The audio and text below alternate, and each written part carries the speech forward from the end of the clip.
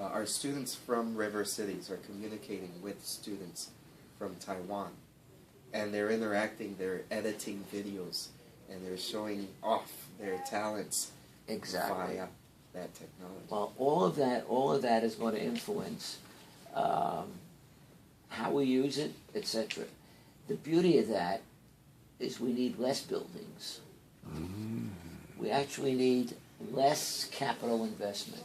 Mm-hmm. So, and we need teachers that understand my slogan, which says, each student is the class.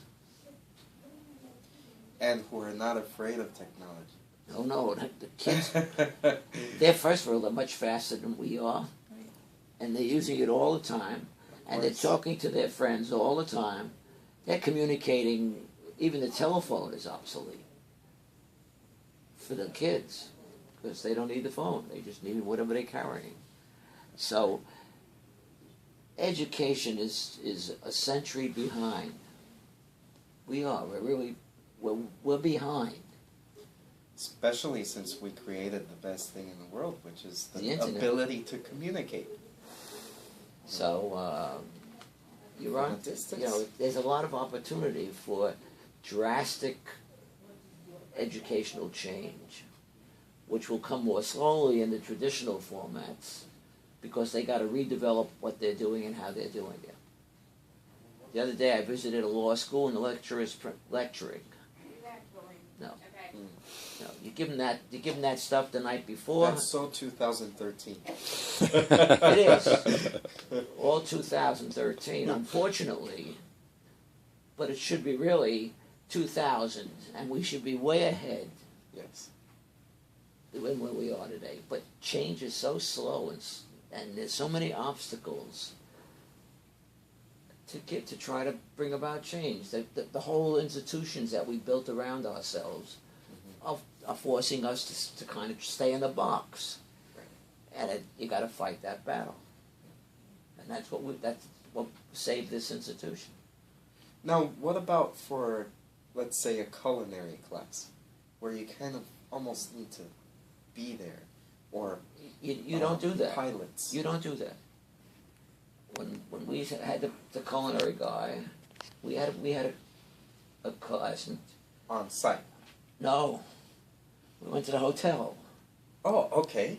Yes. We used the chefs in the hotels to teach. And I used to go to the final exam. I ate beautiful food at final exam. I went to all of them. Of course. Yeah. Why would you miss that? Why would I miss it? In the Diplomat Hotel. I mean, why would I have to replicate what they got there now? And in fact, they enjoyed having the students there. They literally enjoyed it. Yeah. So they had 4 or 5. Another hotel had another 4 or 5. That's hands-on. That's something, technology, distance learning, that's one of the challenges. With video, you can only do so much. No, that's how we had that program. They learned by video? Online. Germany was a 25-year professor in Cornell.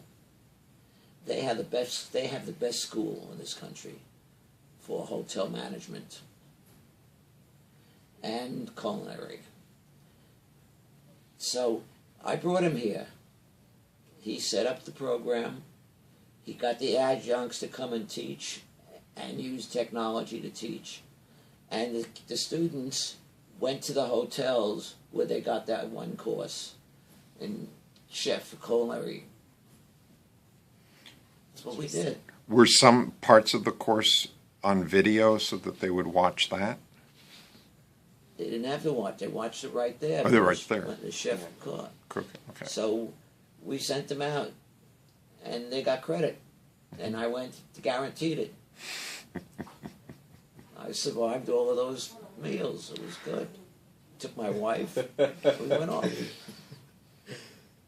No, there's no reason. It's an adventure. I love it. Well, but it's not easy because you're breaking. I took I took North Carolina into their own courts. Into the courts 1982. in 1982, around there. I actually took them into court. It cost me $100,000 to make $10,000. Now, you can't stay in business doing that. No, of course not. But no one else ever said I couldn't come in. It drew the That line. was to become the pioneer in distance learning. That's what did it. That's what It opened up the field. for even schools in South Carolina. To all schools. Now they're benefiting from it. Absolutely. Yeah. They're benefiting. Interesting. Yeah, because That works out. someone had to be willing To fight. to stand up and say, we believe in what we're doing, and we're not going to run away. And what was your approach when, of course, the internet wasn't available? No. How did you go about Delivering the distance. delivering distance learning? I got a professor, not him, but I got a professor, a well-qualified professor. He was a student.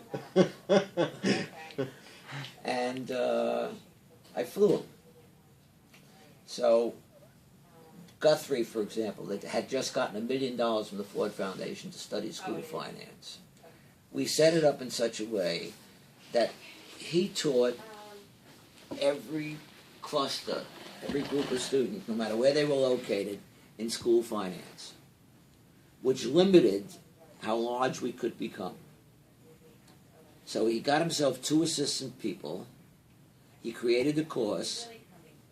He taught the opening session at every cluster that was taking school finance at that time. So we had 12 of these clusters, 12 professors like that. School finance, curriculum, supervision. I taught supervision the first time. I taught that myself. So we went around. We left on a Friday night. We taught all day Saturday. For You 8 taught each cluster, each cohort. Each cohort. On Saturday, 8 hours, and then they flew back. And the only technology was a telephone and a jet. Some to get us there and back, and one the telephone to communicate. And that's how we started in 1971. So the telephone was an important. In 1971? Yeah. Oh. Yeah. So That's the a court long case time came ago. later. Yeah. It's a long time ago. Yes, it was a long time ago. 2 more years, I've been here 50 years. I wasn't even born. I believe that. Now look at me, no hair. That's all right. Well, on film. In real life I have hair. But on film I don't. Wow, that's interesting. Yeah. So